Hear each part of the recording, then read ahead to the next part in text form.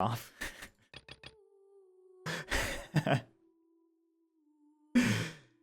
Oh, I wouldn't do that.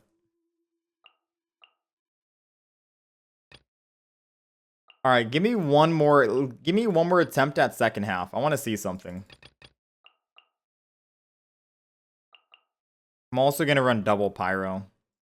Give me one more attempt on the second half.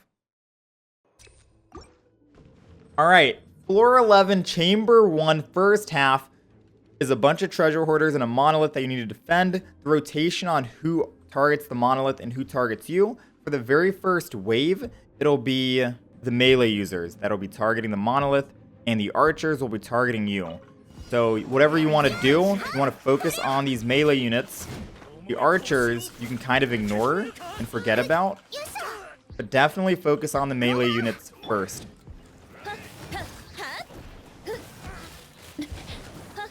Try and blow them away.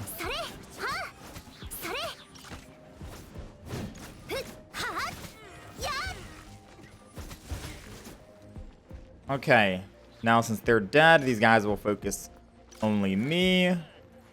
We can take our sweet time here. And now for the next rotation of enemies that spawn, it'll be reversed. The archers will be focusing on the monolith, and the melee units will be focusing on you. So they went counterclockwise around the map.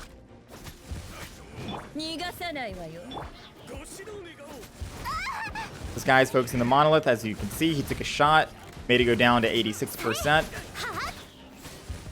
Now the archers are out of the way. Now you can focus up, heal up, get energy, anything you want. So the first rotation was in the front of the monolith, then it went counterclockwise to the left side. The next rotation of enemies should go back here. It should be on the right side now, from facing the front. And the rotation of which enemies will be focusing the monolith this time, it's going to be, you see the sledgehammer guy with the blue vest? He's going to be focusing the monolith, and the archer that spawns closest to him will also be focusing. The other one, the other melee unit, and the other archer will not. So this archer right here is focusing the monolith, and this melee guy right here is focusing the monolith. Those two guys. The archer that spawns right next to it, and the blue vest guy. The other archer and the martial artist with the black vest will not be focusing the monolith. So try and draw aggro away from the blue vest guy and the other archer. And now for the final wave, it'll be spawning down at the bottom, the last section. It'll be reversed again. So this martial artist you see alive right here with the black vest will be focusing the monolith. The sledgehammer guy will not be focusing the monolith. And then the archer that spawns closest to this guy will be focusing the monolith as well. So if we kill this guy and let the other one spawn in. Here it is. This archer is focusing the monolith. And the melee unit, of course, will also be focusing the monolith. As you can see, this guy, well, he was aggroed on me because I did a lot of damage to him. We pulled aggro away, but as you can tell, the other archer and the melee guy is not focusing the monolith, and the black vest guy was.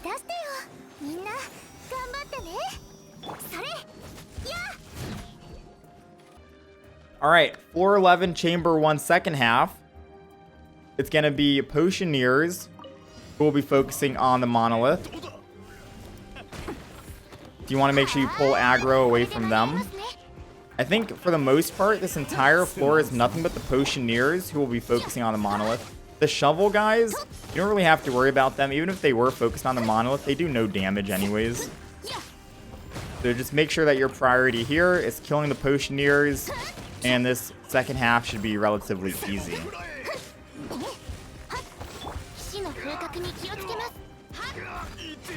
Poor shovel guy.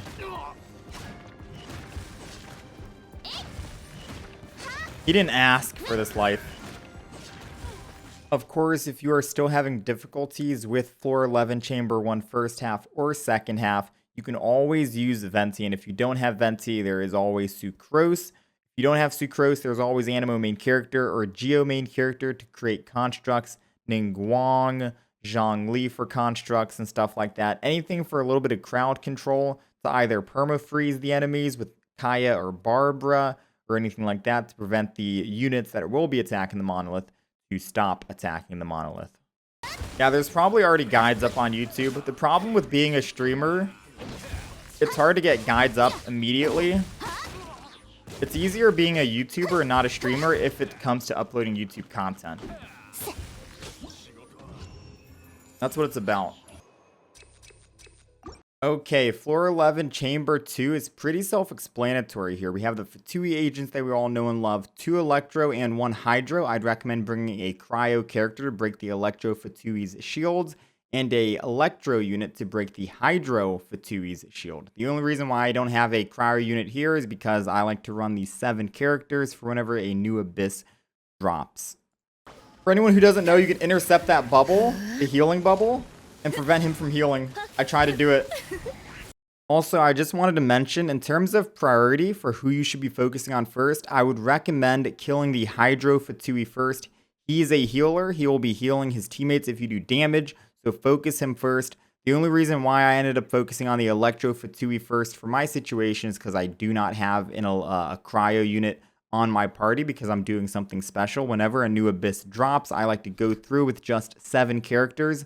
The 7 guaranteed characters in the game, which was Xiangling, Lisa, Barber, Amber, Kaya, Noel, and main character. So because of that, I had to think of a different strategy in order to get through this floor, lacking a Cryo unit. So I ended up going for the Electro F2P first, and then the Hydro, and then finishing off the Anemo into the final Electro F2P. As you can see here, I do not have a Cryo character on my team to break his shield, so we were just having to awkwardly whittle his HP down. And I thought about trying to break his shield with Hydro or Pyro, and maybe that could work.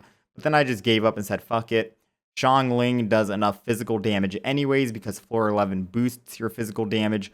Might as well just auto attack and just get it through, you know? I think what I'm going to do is I'm just going to auto attack with Xiangling.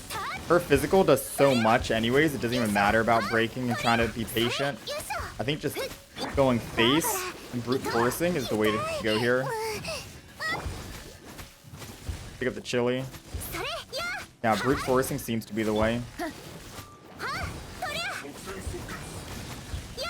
That's very interesting. So I could have actually done it a little bit faster then. I was stalling.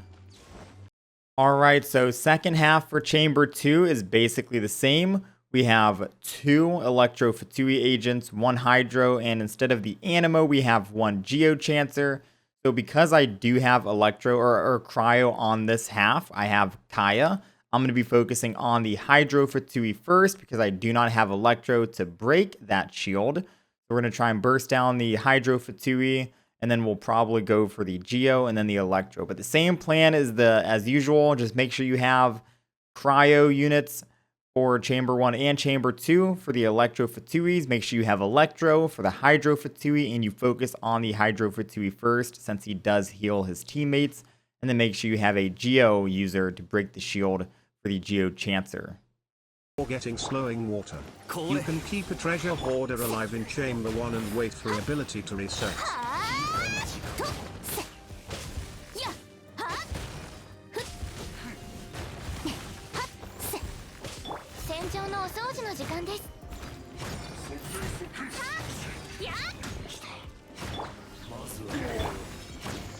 "12 seconds in a dream." I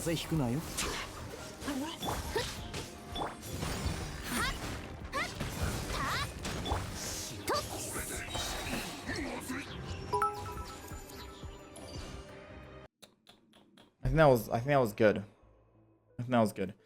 All right, so 6 stars so far. I guess while we're here, let's give another attempt. Why not, right? Since we're here anyways. Okay, so for the final chamber, Chamber 3 here, first half, we have 2 Cryo Sisson Mages and then 1 Electro Sisson Mage. The Cryo Sisson Mages are a pain because they always have the flies to produce their shield back up. I try and burst down one of the Cryo Mages at the very beginning, but what I would say is focus on maybe the Electro so there's less reactions going on. Because with the Electro flies and the Cryo flies hitting you constantly, and that electric AoE that continuously goes off by the Electro Sisson Mage, I found that she was probably the bigger threat compared to the other ones, who are more passive, hiding behind their shield, waiting for you to destroy it. So make sure you definitely bring some Pyro units here. Amber, Bennett, Xiangling, any Pyro units you can for the Cryo System Mages. And then try and burst down the Electro System Mages. Crowd Control, Sucrose, Animo main character, Jean, all good here. And Electro and Cryo, Super Conduct, and then just go physical damage. Try and burst them down. So here you see me using Xiangling as my physical damage DPS carry for the System Mages.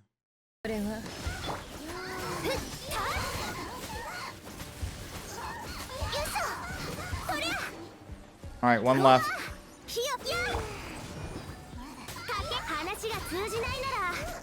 There we go. God, why do they fucking voice actor have to... God damn it, dude. Alright, a minute and 30. It was pretty sloppy, but we got it done. Not bad for the first half. We do have Kaya on the second half. Alright, now for second half, for Chamber 3, we have 2 Abyss Heralds, and that's it. And what I would say is probably try and run physical damage, because for the entire floor of floor 7, currently, physical damage is increased. So if you do want to bring a Cryo unit and an Electro unit to Super Conduct, which you should be running a Cryo and Electro anyways for the second chamber against the F2P agents, Super Conduct these guys first, and then physical damage your way down. As you can see, I'm using a physical Noel right there, which is kind of funny to see. You don't see that too often. But physical damage these guys down until they turn into their second phase, which are the shields. And by shields, I mean this phase. So whenever you get the Abyss Heralds down to about 15% HP, they will go into a transformation phase, and they have a shield. Physical damage will not do any damage to their HP. You need to break the shield, and the moment you do break the shield, the rest of their 15% health or whatever will just instantly go away. They will die immediately. And the best character that I have at my disposal for breaking these Hydro Abyss Herald shields is probably Kaya. Now, I would recommend throwing in Chong Yun as well, because cryo attacks, I think, are the most effective against these Hydro Abyss Heralds. So if you do have Chong Yun, pop his E down and then turn your auto attacks into cryo, you could consistently do cryo damage while freezing them at the same time, and that would deplete their shield relatively fast compared to me having to constantly wait for Kaya's E ability to come back off of cooldown on floor 11, and floor 11 is flowing water, and you have to wait like 15 seconds every time I use an E ability. So I would definitely stock up on cryo units for the third chamber second half if you guys are looking to get a fast time on this floor. Any Chong Yun owners, I would definitely bring him to the party. Level doesn't matter as long as you can place down his E and maybe stack him. Well, that's basically it, right? Just place down his E and then let your other characters auto attack and do the rest of the work. All you need are the elements, level, damage, and stuff like that. Doesn't matter when it comes to breaking these shields. So remember, use cryo attacks. At 9 stars when I have to do this in 7 minutes. You know, like 7 characters, 7 stars. I don't know. I mean, yeah, we got it done. That's great, but I feel like we could have gotten 8, but technically it doesn't matter. It's either you go 3, 6, or 9, right? For the rewards. 3, 6, or 9. All right, and there you have it. Floor 11, 1.5 Spiral Abyss, which I think was a little bit easier than the 1.4 Spiral Abyss for floor 11. Let me know what you guys think. I don't know if anyone did need this guide, but here it is regardless. If you did find this video helpful or informative, please give it a thumbs up. It does help with the YouTube algorithm in terms of showing this video to other people who also may need help with floor 11. Floor 12 guide will be coming pretty soon as well. I want to go through it again just to experiment and find different builds and whatnot. And I wish I could give you guys my character builds that I ran, but I was pretty disappointed at the end of it because I only got 7 stars, and I was kind of hoping I could get 8 or 9 with the 7 characters. So I didn't really go through my character build at the very end. But the main 2 stars of the video, which was Xiangling, was using a Crescent Pike Refinement rank 1 and a 2-piece Bloodstained 2-piece Gladiator, so a physical set there. Of course, you saw my Noel was rocking a Snow Tomb Star Silver. That was a physical, and I think she was also rocking a 2-piece Bloodstained 2-piece Gladiator, and I think her goblet was still geo damage, ironically enough. And then main character was probably prototype Broncore and a physical set or something like that. But that was basically it. Thank you guys for watching. Hope this video helped. And consider subscribing if you guys haven't already, and if you guys made it to the end of the video. I'm excited to bring out more guides, more content, 1.5, all that good stuff. Hope you guys are enjoying it. Thanks for watching. I'll catch you guys next time. Maiden's Beloved. Alright, it's just main character. Main character, prototype Roncore, Gladiator, 2-piece.